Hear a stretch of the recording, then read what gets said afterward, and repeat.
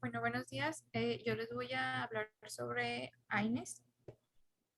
Bueno, para comenzar, bueno, estos son medicamentos analgésicos simples y que normalmente, bueno, se recetan junto con el paracetamol y estos van a comprender el primer paso de la escala del dolor de la OMS.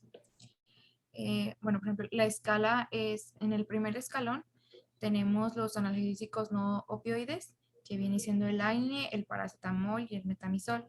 En el segundo escalón se encuentran los opioides débiles, como la codeína, la dihidrocodeína y el tramadol.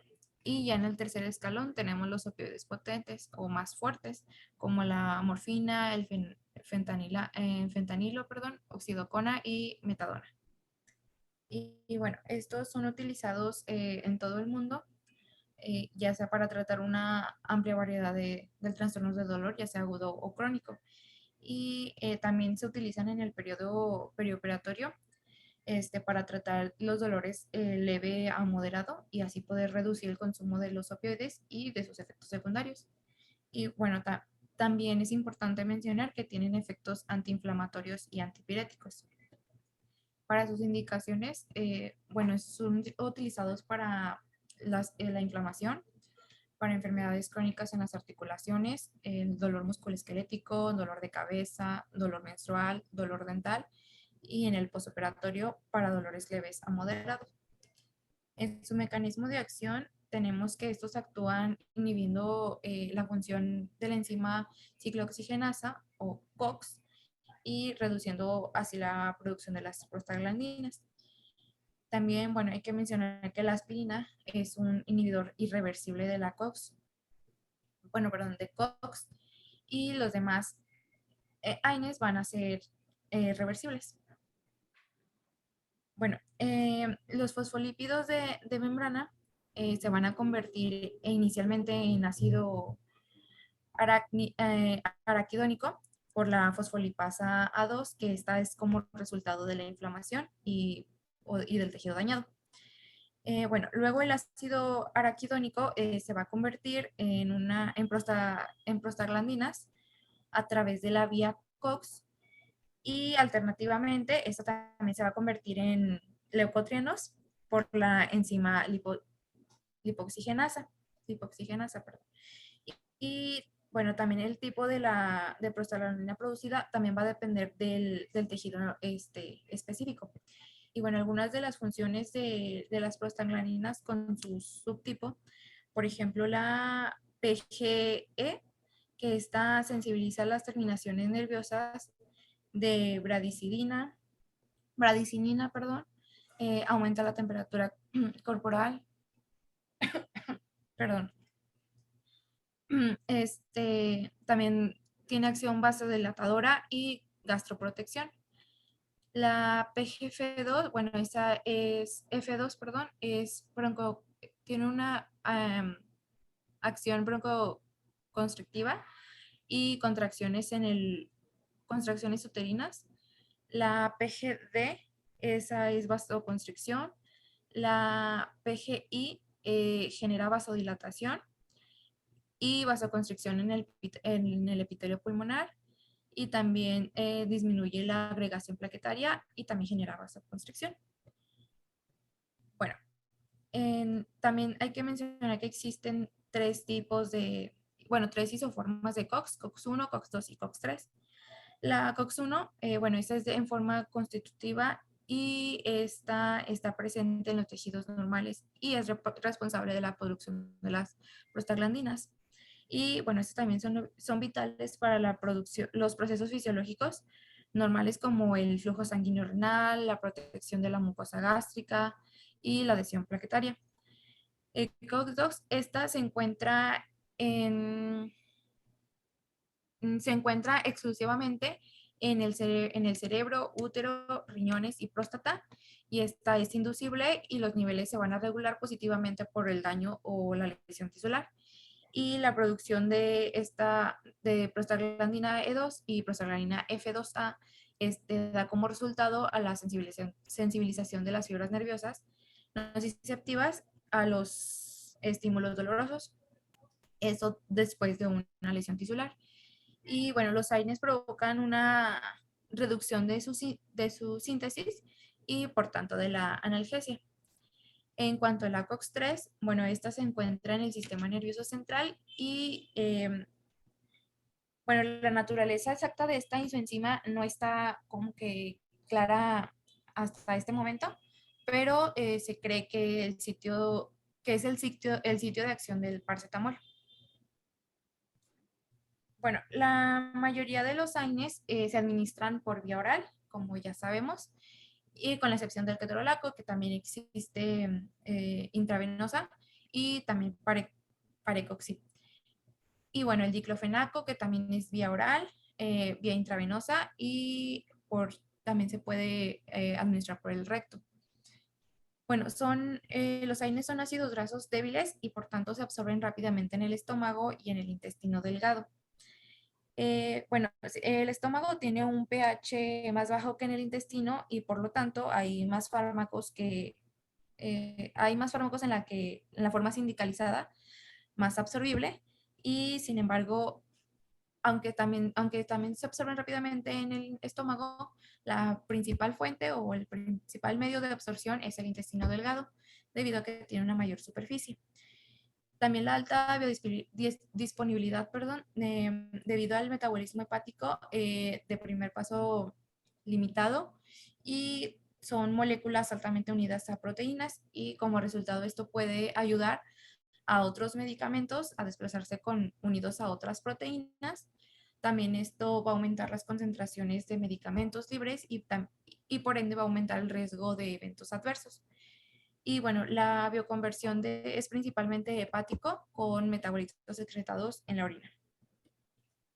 En sus propiedades analgésicas tenemos que bueno, la mayoría o si no es que todos los médicos recetan este medicamento como un enfoque de analgesia y de una parte multimodal.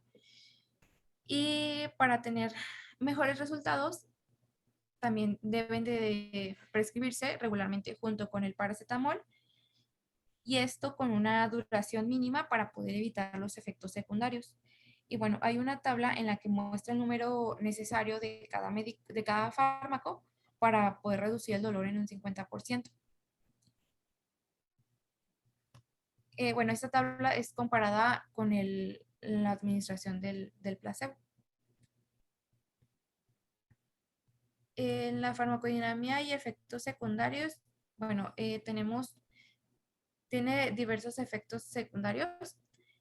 Por ejemplo, en el gastrointestinal, aquí puede ser desde una dispepsia leve hasta una hemorragia masiva por una úlcera gástrica perforada.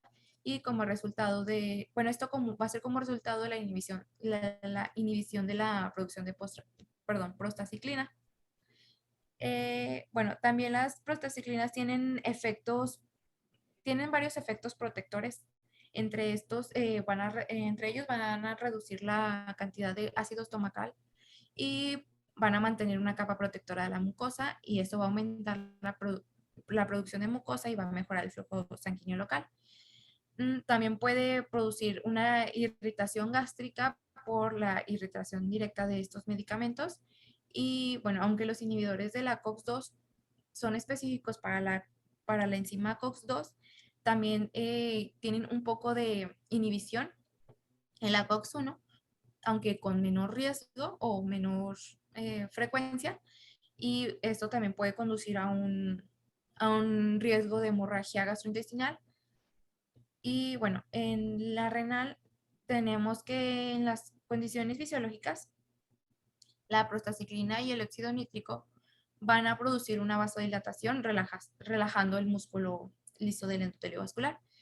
Y bueno, también es importante mencionar que las prostaciclinas van a jugar un papel clave en la regulación de la presión arterial en el glomérulo y va a jugar un papel vital en la preservación de la función renal en estados hipovolémicos. También la inhibición de la producción de la prostaciclina va a conducir a la disminución de la tasa de filtración glomerular, a la retención de sal y agua y la lesión renal aguda.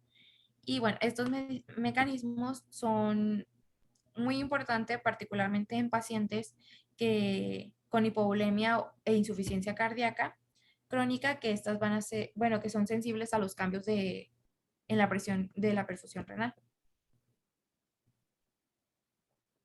En la respiratoria, bueno, en un estudio se menciona que hasta el 10% de los pacientes con asma tienen una enfermedad, bueno, la enfermedad se agrava por los AINES y un mecanismo de acción propuesto es que la inhibición del metabolismo del ácido araquidónico por COX va a conducir un aumento en la producción de leucotrienos y bueno, sabemos que los leucotrienos tienen una acción broncoconstrictora.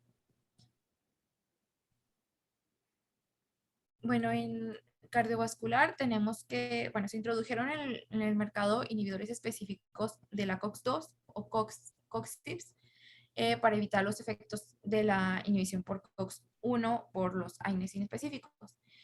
Sin embargo, bueno, las preocupaciones sobre su seguridad cardiovascular han limitado su uso debido a que existe un aumento dependiente de la dosis en el riesgo de eventos trombóticos, ya sea como cerebrales. Y bueno, uno de los medicamentos que ya se retiraron del mercado es el Rofecoxib y el Valdecoxib, debido a que se han asociado al aumento de los eventos cardiovasculares. Y bueno, el riesgo es mayor en pacientes, el uso de estos fármacos es mayor en pacientes con enfermedad cardiovascular preexistente. En cuanto a la hematológica, bueno, la COX se va a metaboliza el ácido araquidónico en tramboxano A2 y esto va a conducir a un aumento de la adhesividad de las plaquetas y la vasoconstricción. Bueno, en el músculo liso vascular se forma la prostaciclina, lo que va a provocar la vasodilatación y va a reducir la agregación plaquetaria. Y los AINES van a conducir a una reducción de la función y adhesividad de las plaquetas y a un aumento del tiempo del tiempo de hemorragia, y la aspirina va a inhibir irreversiblemente la COX plaquetaria y como resultado las plaquetas se van a volver ineficaces durante toda su vida, que es durante 10 días. En la curación de los huesos, bueno, existe un riesgo, una hipótesis de que los AINES van a reducir las tasas de curación ósea y estos van a aumentar la incidencia de fracturas. Después de una fractura hay una mayor producción de prostaglandinas debido a la respuesta inflamatoria y esto va a aumentar el flujo sanguíneo. Y bueno, se plantea que el bloqueo de este mecanismo es perjudicial para la curación ósea, aunque ahorita no existe una evidencia científica que confirme esta teoría. Bueno, los AINES en la práctica perioperatoria, como ya lo había mencionado en un principio, estas se recetan bueno, para administrarse intraoperatoriamente para poder continuar con un tratamiento. Y esto solamente es para evitar, bueno, para el dolor leve a moderado. Y la prescripción de estos AINES solamente pueden realizarse de dosis, pues, la más baja posible, pero que sea efectiva y que sea durante un breve periodo para poder evitar los efectos secundarios. Y bueno, son seguros en la mayoría de los pacientes en el periodo perioperatorio. Durante el embarazo, bueno, los AINES van a proporcionar una analgesia excelente para las pacientes, pero esto después de la cesárea. Ya que está contraindicado durante el periodo prenatal, perdón, porque puede existir el riesgo del cierre prematuro del conducto arterioso y oligohidramnios. y también están contraindicados en pacientes con preeclampsia, ya que esto puede empeorar la insuficiencia renal y el riesgo de tener una hemorragia. En la cirugía de alto riesgo, bueno, en cirugía vascular o donde el sangrado pueda ser muy grande, como en la como en oftálmica y neurocirugía, está, pues no es muy seguro o no es muy favorable el uso de AINES, por lo tanto no es como que muy recomendado, a menos que sea en conjunto con un asesoramiento del equipo quirúrgico. Y en pacientes en estado crítico o en ancianos, bueno, en pacientes que padezcan alguna enfermedad crítica, como ya sea sepsis grave o pancreatitis, también va a depender de la vasodilatación arteriorrenal, perdón, de prostaglandinas para mantener la perfusión renal. Y si este medicamento se elimina mediante el uso de AINES, esto puede llegar a aumentar el riesgo de la lesión renal aguda. En la anestesia local tenemos que, bueno, aunque los AINES no pueden afectar la función plaquetaria hasta por 7 días y la aspirina durante toda la vida de las plaquetas, no existe un mayor riesgo de hematoma epidural. Por lo tanto, no hay una contraindicación pues, para estos pacientes.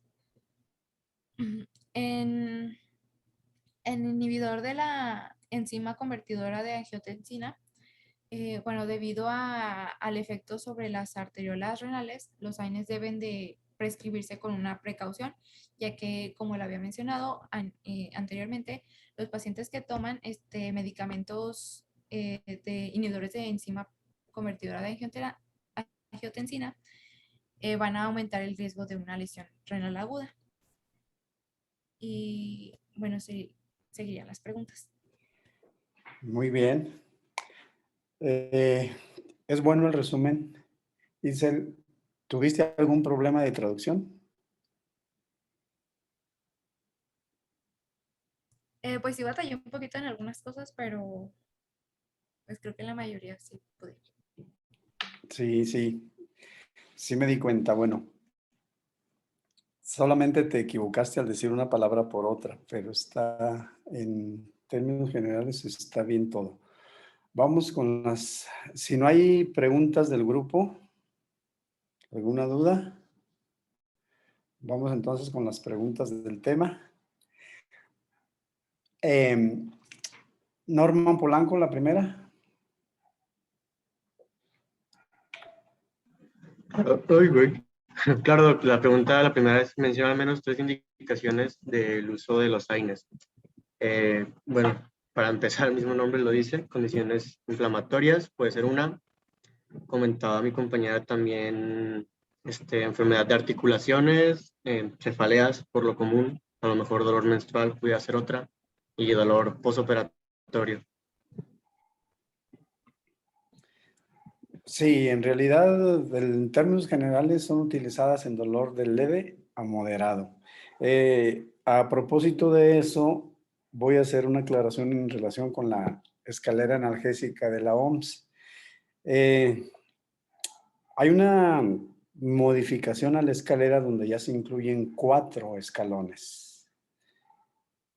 En el cuarto escalón se incluye ya los procedimientos intervencionistas y los procedimientos de anestesia regional para fortalecer la analgesia o incluso procedimientos quirúrgicos para interrumpir las vías del dolor, por decirlo así, los nervios que irrigan las zonas dolorosas, sobre todo en el dolor de cáncer.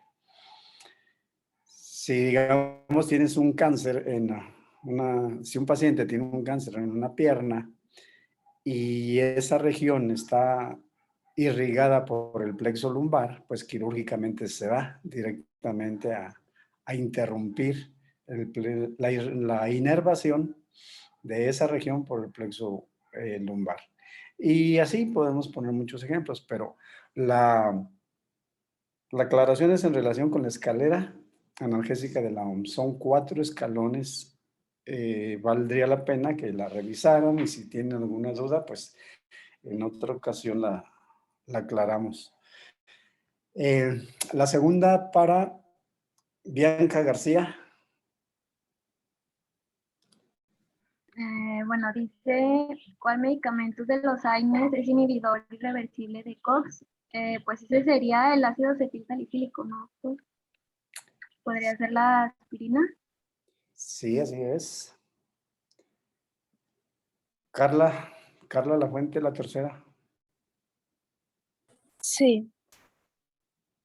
Dice, ¿cuál es la principal fuente de absorción de los AINES?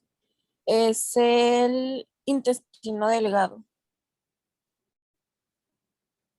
Bien, Rebeca, la que sigue. La inhibición de la producción de la prostaglandina puede conducir a la disminución de la tasa de filtración glomerular, la retención de sal y agua a la lesión renal aguda, ¿cierto o falso? Este es cierto, doctor. Okay. Daniel Villa. Sí. ¿En quiénes está contraindicado el uso de AINES?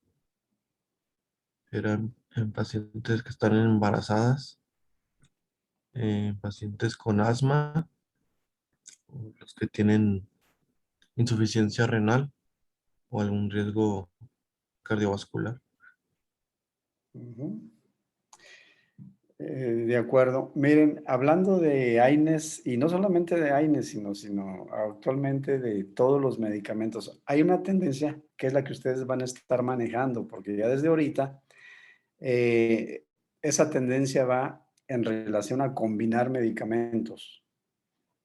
La idea es de administrar menos dosis de cada medicamento que se está combinando para reducir los efectos secundarios, pero para potenciar el efecto terapéutico con un medicamento y otro. Y así podemos hablar de un AINES con un narcótico débil, de manera de mejorar el nivel de alivio del dolor y disminuir los efectos secundarios. Bueno, yo les mandé ya los temas para el segundo parcial, para que desde ahorita ya cada quien sepa qué tema le toca y cuándo le toca exponer. Chéquenlo, si hay alguna duda, pues me comentan y ya lo vemos. ¿Hacemos una pausa o le seguimos, como ustedes digan? Fernanda. Pues le seguimos, ¿no? Todavía quedan creo que 20 minutos, bueno, no, como 15 minutos de sesión. Sí, está bien, le seguimos pues. Entonces, bueno, ahora seguimos con el tema de Areli. Sí, voy a proyectar. Ok.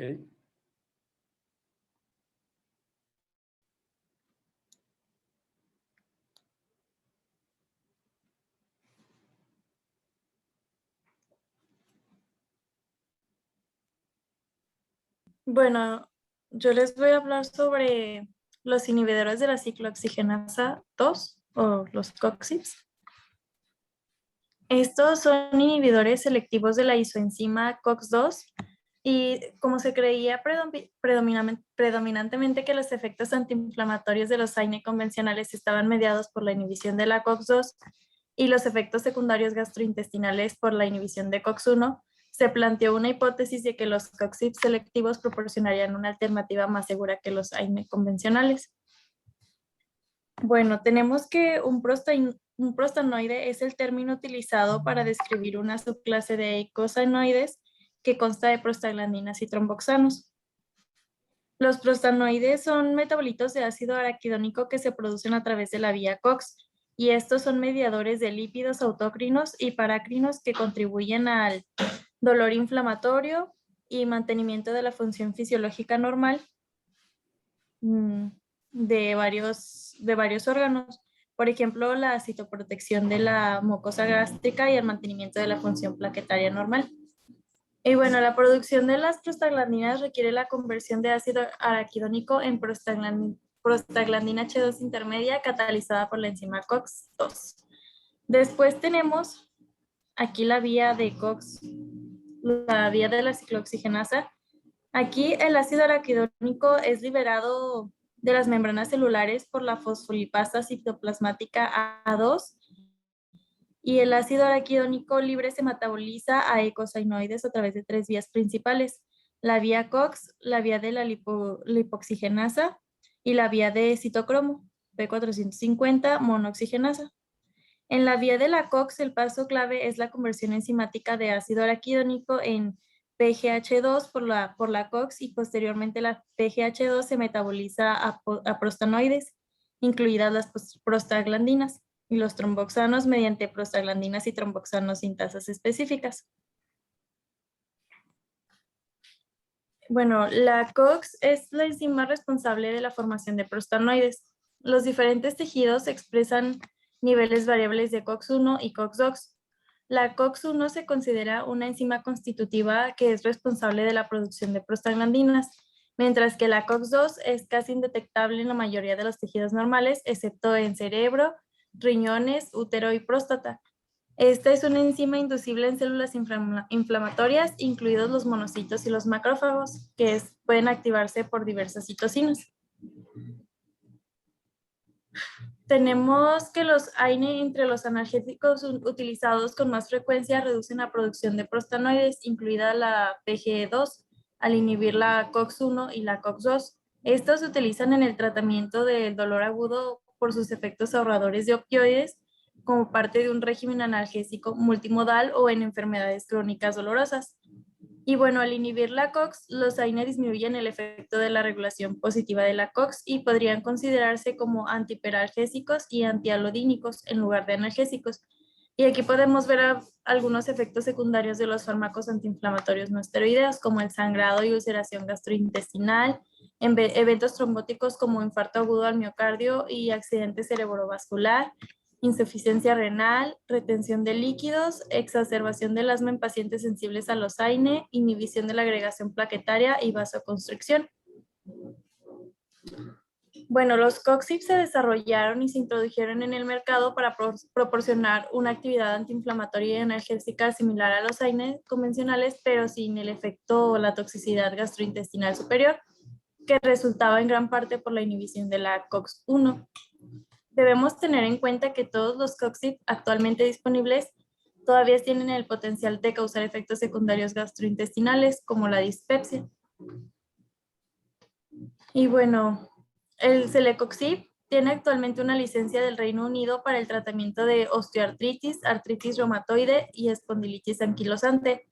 Este se asocia con menos retiros de fármacos por complicaciones gastrointestinales y episodios digestivos superiores complicados, así como menos úlceras gastrointestinales endoscópicas, y es eficaz para el dolor postoperatorio agudo como dosis oral única.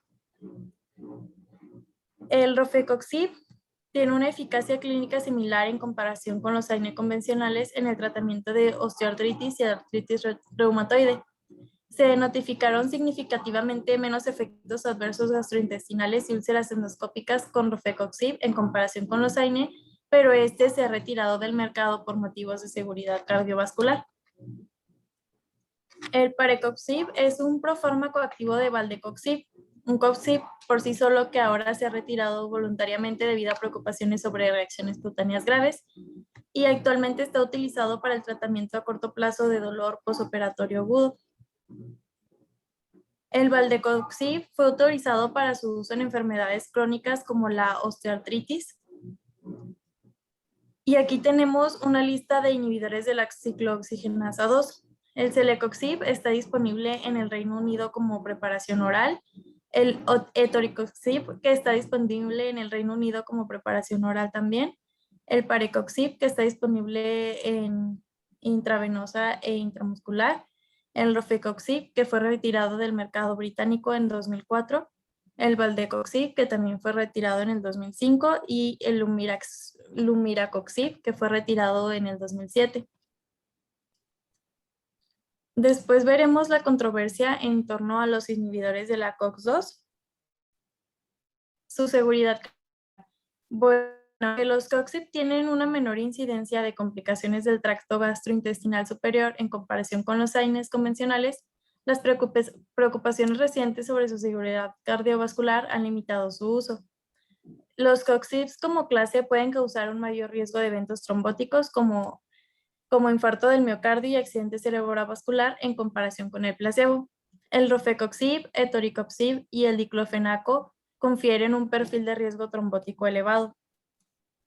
Algunas contraindicaciones de los COX-IPs son pacientes con cardiopatía isquémica, enfermedad cerebrovascular, enfermedad arterial periférica, insuficiencia cardíaca moderada o grave, pacientes con antecedentes de disfunción ventricular izquierda, hipertensión, edema y algunos otros factores de riesgo de enfermedad cardíaca.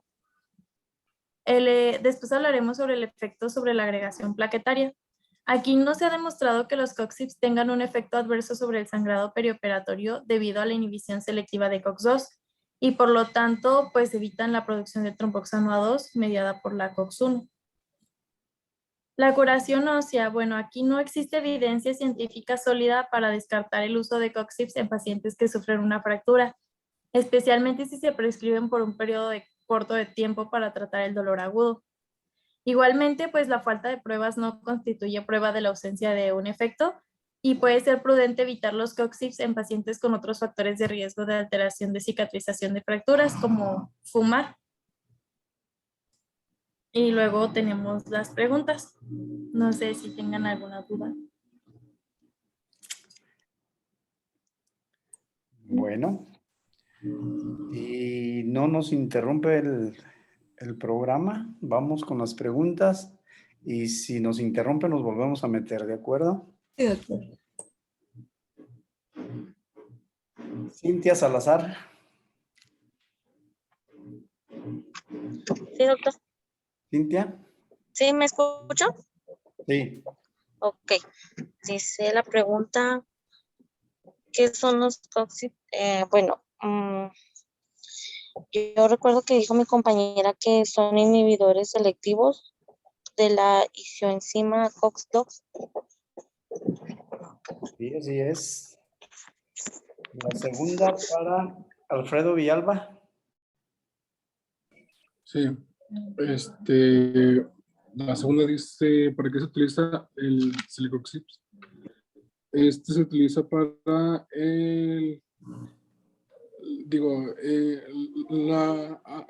la artritis reumatoide, la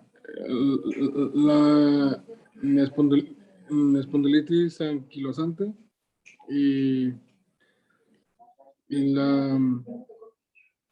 la osteoartritis. Ok.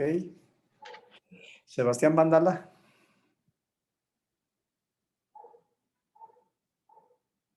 Sebastián Vandala.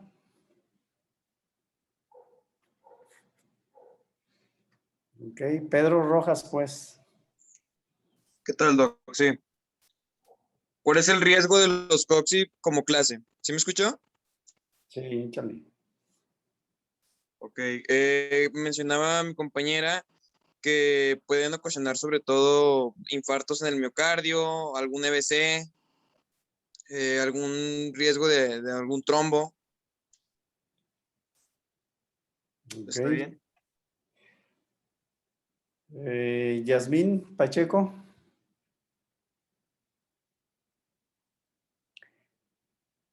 Yasmín Pacheco no está.